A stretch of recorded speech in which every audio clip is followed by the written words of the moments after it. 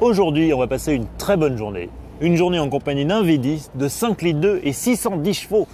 Un V10 qui peut accélérer de 0 à 100 en 3 secondes 2 et atteindre les 330 km/h en vitesse maxi.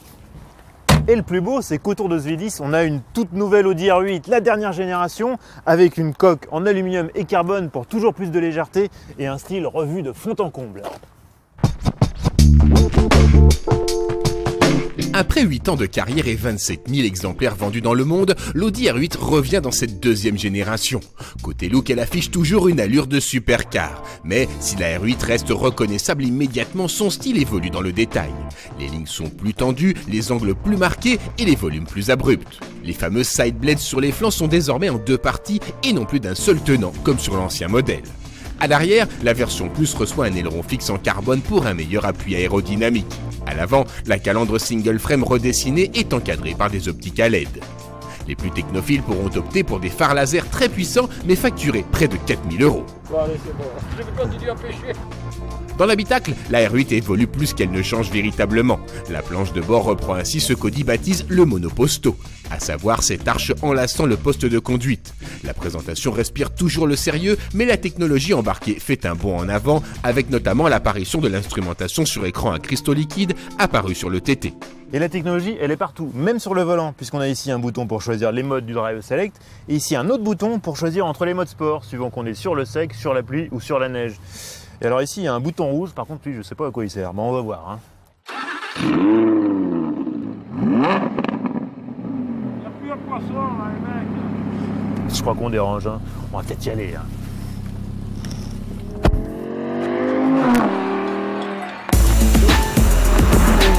Le V10 est une évolution du bloc équipant la précédente R8. Il doit notamment sa puissance en hausse à l'adoption de la bi-injection qui mêle injection directe et indirecte suivant les circonstances. En outre, le moteur peut désormais désactiver l'un des deux bancs de cylindre lorsqu'il est faiblement sollicité. Mais le caractère de ce V10 n'incite pas à l'éco-conduite. Cette Audi R8, c'est vraiment Dr Jekyll et Mr Hyde. Elle est complètement schizophrène. Là, on est en mode confort.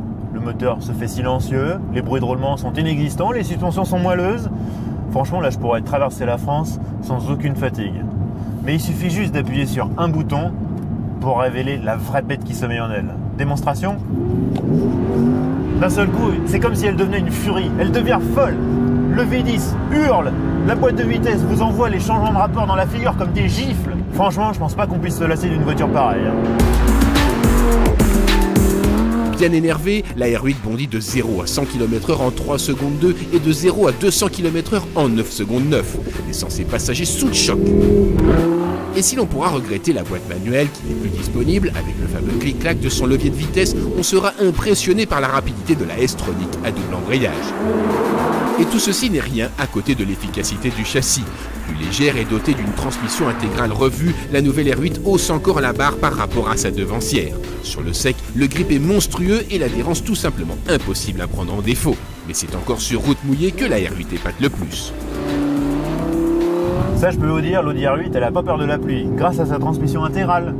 Il suffit de sélectionner le mode approprié au volant, et à ce moment-là, le différentiel central renvoie un petit peu moins de couple train arrière, ce qui permet de favoriser la stabilité et la facilité de prise en main. Résultat, on garde des vitesses moyennes très élevées. Seule réserve, les freins carbone céramique, pas évident à doser du fait de constantes variations dans le mordant de la pédale. Pour le reste, la nouvelle R8 est une franche réussite, encore plus performante, mais toujours plus facile à prendre en main. Sauvage ou docile selon les envies, elle sait tout faire. Bref, cette Audi R8, c'est vraiment que du bonheur. À un détail près quand même, le prix. Bah oui, elle a pas mal augmenté d'une génération à l'autre. Si bien qu'aujourd'hui, pour s'offrir cette version V10+, il faut débourser 199 000 €. Alors moi, je crois que je vais plutôt me contenter de celle-ci. Elle est un petit peu moins puissante, mais plus facile à garer, et en plus, j'aime bien le rouge.